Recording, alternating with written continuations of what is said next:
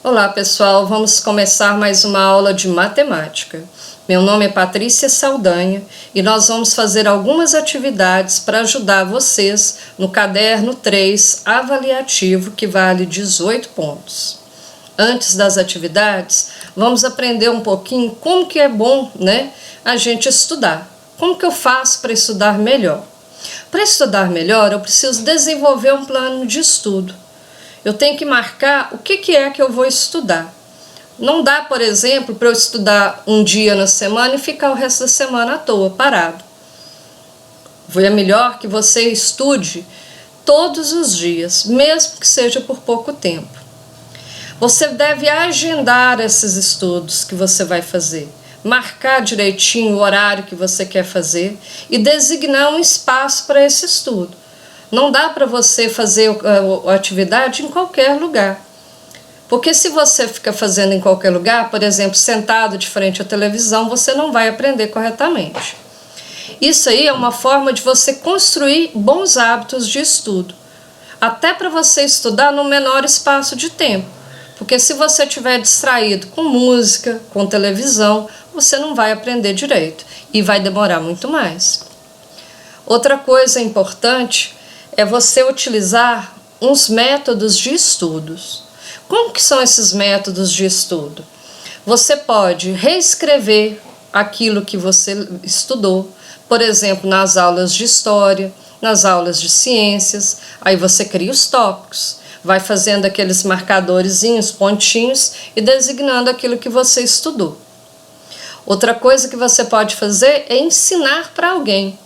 Para um colega, às vezes conversando via WhatsApp, para o seu irmão em casa, ou para qualquer outra pessoa que puder te ouvir. Então, essa pessoa vai te ajudar a estudar.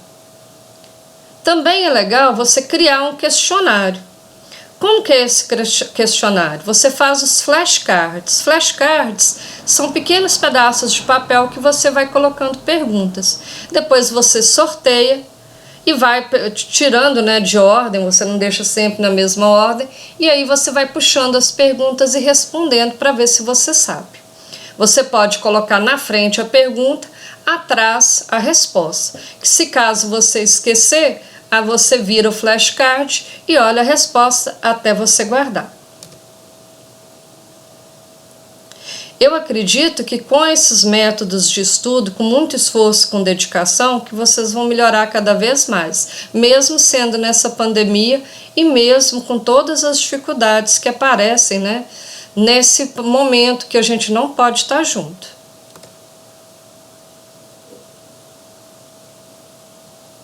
Vamos então agora aos nossos exercícios.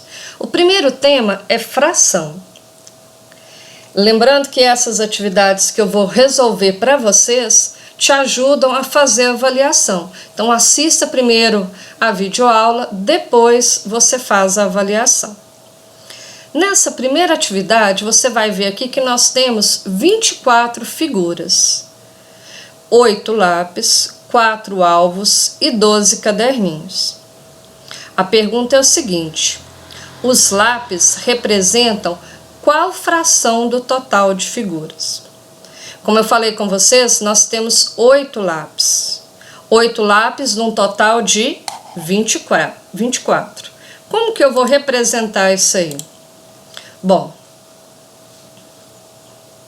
vamos fazer aqui, Se você tem 8 lápis num total de 24, então você vai ter a fração 8, lembrando que é 8, 24 avos.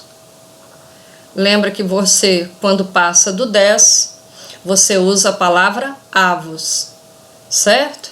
Então, 8, 24 avos. 8 é o numerador, 24 é o denominador. Agora, e os alvos? Os alvos são 4, então são 4, 24 avos, certo? Então, essa é a representação da fração. Vamos seguir. Próxima atividade ainda no tema fração.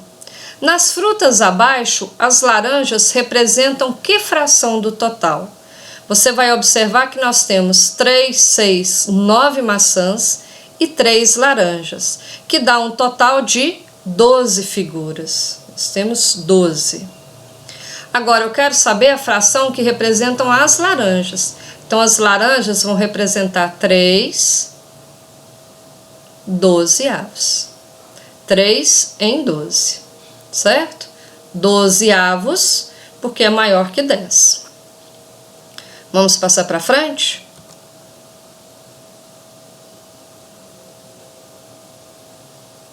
Agora o nosso tema é sequência numérica. Observe as sequências numéricas abaixo e descubra como elas foram formadas para depois você poder completá-las. Bom, é só você fazer aqui, ó, esse número maior, que é o 29, menos o número menor, que é o 23. Então, você vai fazer aqui no cantinho, ó. Vou fazer para vocês. 29 menos 23, que vai dar 6. Quer dizer que aumentou 6. Se você quiser conferir, você pode fazer também do 35 menos 29. Aqui vai ficar 2, porque eu vou pegar um emprestado. Aqui vai ficar 15. 15 tira 9, 6. 2 tira 2, 0. Então, é 6 mesmo. Então, 23 mais 6 são 29. 29 mais 6 são 35. 35 mais 6 são 41. 41 mais 6 vão ser 47. E 47 mais 6 vão ser 53. Aí você descobre como foi formada a sequência numérica e completa. Vamos passar para a próxima? A próxima sequência não está aumentando, ela está diminuindo. Então, não vou fazer 50 menos 58, eu vou pegar sempre o maior menos o menor. Então, eu vou fazer 58 menos 50. Fácil, não é? 8 tira 0, 8. 5 tira 5, 0. Então, ela está diminuindo de 8 em 8. Então, para cá, ó, 58 menos 8, 50. 50 menos 8, 42. 42 menos 8, 34. Aí você vai fazer 34 menos 8. 34 menos 8. Pego emprestado, aqui fica 2, aqui vão ficar 14. 14 tira 8 são 6. Então, vai sobrar 26. E 26, se eu tirar 8, tá? Vai sobrar 18. Então, completei mais outra sequência numérica. Descobri como que ela tinha sido formada e completei. A última sequência numérica que eu vou fazer com vocês aqui, ó, ela está aumentando. Vou fazer de cá, ó. Então, 139 menos 127. 9 tira 7, 2. 3 tira 2, 1. E 1 tira 1, 0. Então, ela está aumentando em 12. Então, 127 mais 12 são 139. Mais 12, 151. Mais 12, 163. Mais 12 vão dar 175. E 175 mais 12 vão ser 187. Compreendeu direitinho? Então, vocês têm aqui a sequência numérica. Sempre faz isso. Você tira do maior número menos o menor número e descobre qual é a sequência que foi formada aqui. De quanto em quanto?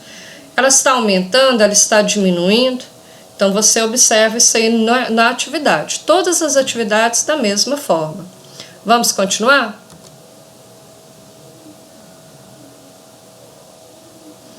Agora, o nosso tema é sistema numérico decimal. Sistema numérico decimal é quando você escreve os números, nossos números de agora, né? E nessas atividades eu posso pedir para vocês colocarem qual é o valor posicional dos algarismos. Valor posicional, você vai lembrar que é a mesma coisa que valor relativo, tá? Então, valor relativo é o mesmo que valor posicional, que é diferente do valor absoluto. Vamos ver o número? Então, o número é 146.823. Como é que eu vou colocar o valor posicional de cada algarismo desse número aqui? Então, vamos lá. Na unidade, eu tenho o algarismo 3. Quanto que ele vale? 3 também. Já na dezena, eu tenho 2. Esse 2, nessa posição, ele fica valendo 20. Agora vem o 8, está na centena, então ele vale 800. O 6 está na unidade de milhar, ele vale 6.000. O 4, 40.000, dezena de milhar. E o último, 100.000, que é a centena de milhar. Então esse é o valor posicional, é o valor de acordo com o local que o algarismo ocupa. Continuando, então,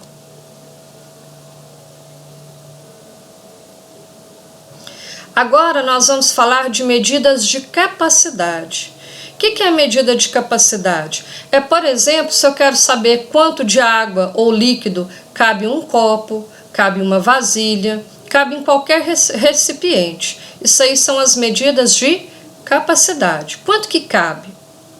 Agora, nessa atividade, o André quer servir 24 litros de refrigerante em copos de 150 ml.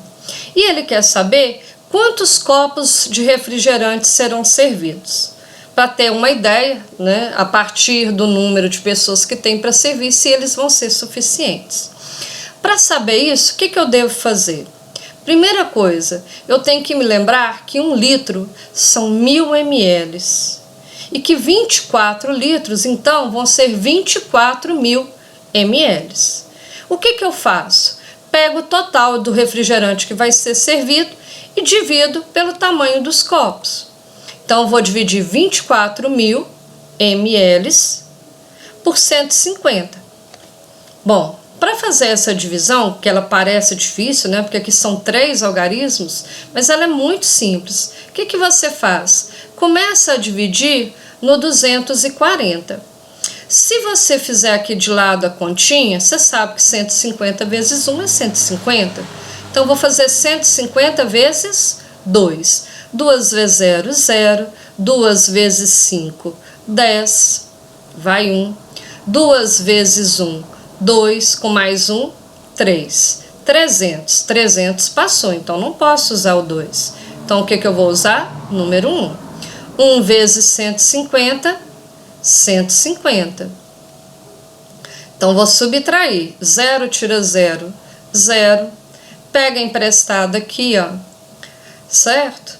E aí vai ficar 14, porque o 1 que veio de lá passou para cá valendo 10, com mais 4, 14. 14 tira o 5, 9. 1 tira 1, 0. Pode sobrar 90? Pode, podia sobrar até 149. Agora, você vai descer o próximo 0. Como aqui eu tenho 300, eu preciso de bem mais que 2, porque eu quero é 900. Então, eu vou fazer 150 vezes 6. 6 vezes 0, 0. 6 vezes 5, 30. 6 vezes 1, 6. Com mais 3, 9. 900. Então, aqui, o que vai sobrar? Nada, né? 900 menos 900, 0. E agora, esse 0 que sobrou aqui, eu passo para cá.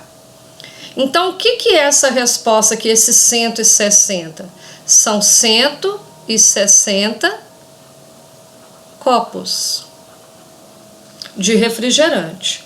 Então, ele vai olhar pelo tanto de pessoas que ele tem para servir e ver se vai ser suficiente esses 24 litros de refrigerante. Ok? Então, vamos passar para frente. Esse aqui não é uma atividade, é só para recordar. Vamos lembrar dos sólidos geométricos. O que são os sólidos geométricos? São aquelas figuras não planas, que é diferente quando você tem, por exemplo, uma folha de papel. Aquilo é um retângulo. É diferente, por exemplo, do paralelepípedo. Esse aqui, ó, é um paralelepípedo. É muito diferente, né, de uma folha de papel. Aquilo é um retângulo. Correto? Agora, nós temos a planificação dos sólidos geométricos. O que é planificação? É quando você desmonta os sólidos geométricos. Então, alguns aqui dá para você desmanchar. Observa aqui, por exemplo, essa pirâmide montada. Então, você tem aqui a pirâmide montada, e aqui é como se ela fosse uma caixa de você desmontasse ela. Essa é a planificação da pirâmide. Nós temos também o cubo. O cubo, quando você desmancha ele, ó, ele fica parecendo uma cruz. E ainda temos aqui o paralelepípedo, que você vai observar que, apesar deles serem um pouco parecidos, né, a gente está acostumado a ver caixas, muitas caixas com esse formato, na hora de planificar, o cubo e o paralelepípedo vão ficar diferentes. Então, esse aqui não é uma atividade, é só para recordar vocês o que é um sólido geométrico e o que são as planificações. Então, lembra, planificar é quando eu desmonto a caixa.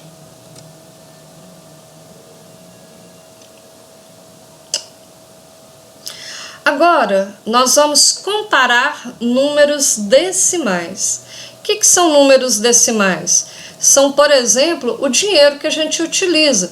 Você tem, por exemplo, R$1,75. Então, vai ficar 1,75.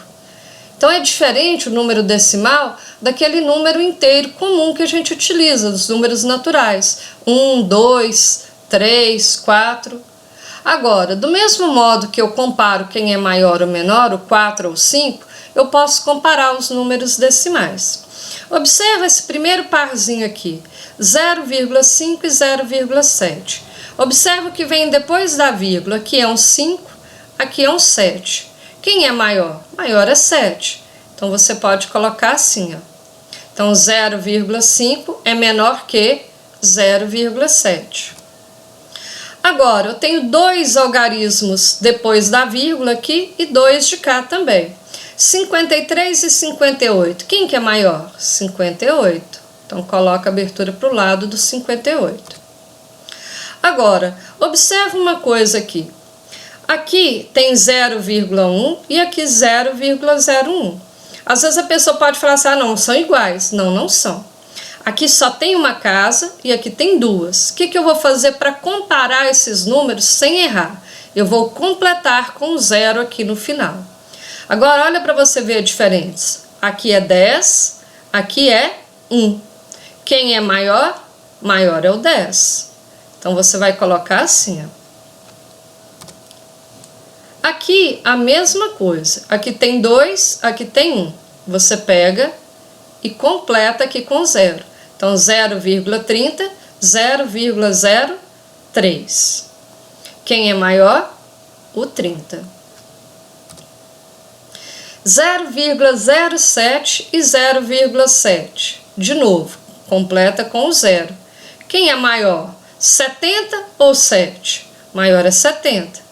Então, coloca a abertura para o lado do maior. E agora aqui, ó, tem 3 casas e aqui só tem uma. O que eu faço? Completo com 2 zeros. 0,100, 0,001.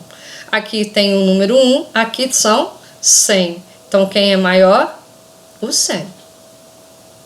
Então, aqui você tem a comparação de números decimais. Bom, pessoal, isso é a nossa aula de hoje. Eu espero que vocês tenham entendido direitinho. Não esqueçam de assistir mais de uma vez, se você precisar, antes de você fazer o seu caderno 3. Um abraço, fiquem com Deus.